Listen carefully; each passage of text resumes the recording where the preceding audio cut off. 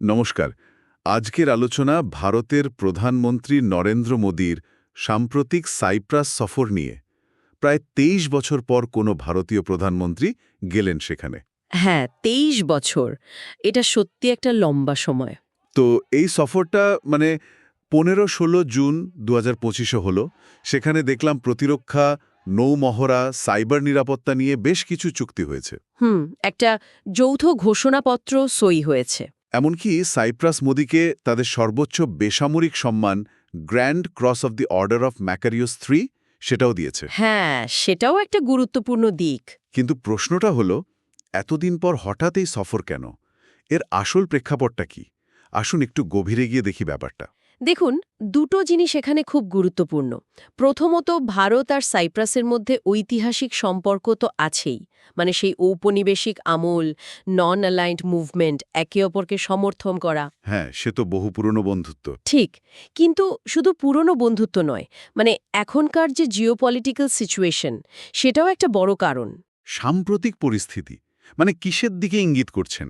মূলত সাইপ্রাস তুরস্ক সংঘাতের ব্যাপারটা, এটা তো অনেক দিনের সমস্যা। হ্যাঁ, ওই যে নর্থ সাইপ্রাসের দখল নিয়ে। একদম। ১৯৭৪ সাল থেকে তুরস্ক উত্তর সাইপ্রাসের প্রায় ৩৬% দখল করে রেখেছে, যেটা ভারত বা ইউরোপিয়ান ইউনিয়ন কেউই মানে না। আচ্ছা, ৩৬%। হ্যাঁ, তো এই একটা সংঘাতপূর্ণ আবহাওয়া তো আছেই, এর সাথে যোগ হয়েছে সাম্প্রতিক কিছু ঘটনা। যেমন?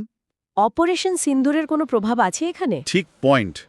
মে ২০২৫-এ ভারত যে পাকিস্তানে এয়ার স্ট্রাইক চালালো, অপারেশন সিন্দুর, তারপর কিছু অভিযোগ উঠেছিল যে তুরস্ক হয়তো পাকিস্তানকে সাহায্য করেছিল ড্রোন বা অপারেটর দিয়ে। হ্যাঁ, এরকম একটা অভিযোগ শোনা গিয়েছিল, যদিও ভারত সরকারিভাবে কিছু বলেনি।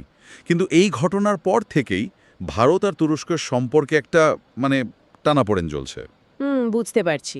তো এই পরিস্থিতিতে ভারতের প্রধানমন্ত্রীর সাইপ্রাস সফরকে অনেকেই দেখছেন তুরস্ক ও পাকিস্তান অক্ষকে একটা ব্যালেন্স করার চেষ্টা হিসাবে। তার তুরস্কের যারা বিরোধী, ধরা যাক সাইপ্রাস, গ্রিস, আর্মেনিয়া, ইসরায়েল, তাদের সাথে ভারত সম্পর্ক আরও গভীর করছে। হ্যাঁ, অনেকটা সেরকমই মনে হচ্ছে।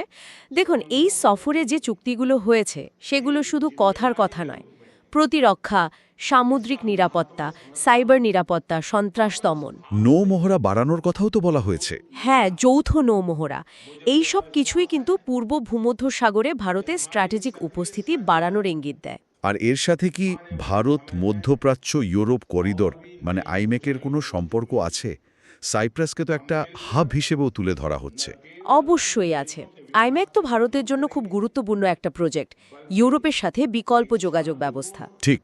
সাইপ্রাসের যা ভৌগোলিক অবস্থান আর ওরা ইউরোপীয় ইউনিয়নের সদস্য, তাতে আইম্যাকের জন্য ওদের গুরুত্ব অনেক। তাহলে এই সামুদ্রিক নিরাপত্তা চুক্তি, নৌমহড়া, এগুলো আইমেক রুটকে সিকিউর করতেও সাহায্য করবে।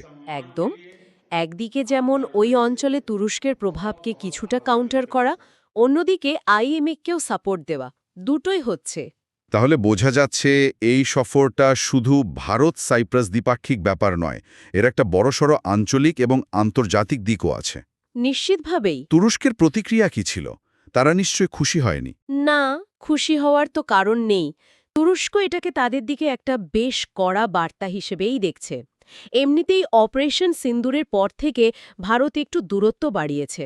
হ্যাঁ, শোনা যাচ্ছিল ট্রেড কমানো বা ট্যুরিজম বয়কটের মতো কিছু পদক্ষেপ। হ্যাঁ, সেই ধরাটাই চলছে। তার ওপর সাইপ্রাস আবার সামনেই ইউরোপীয় ইউনিয়নের প্রেসিডেন্সি পাচ্ছে। ওহ, আচ্ছা।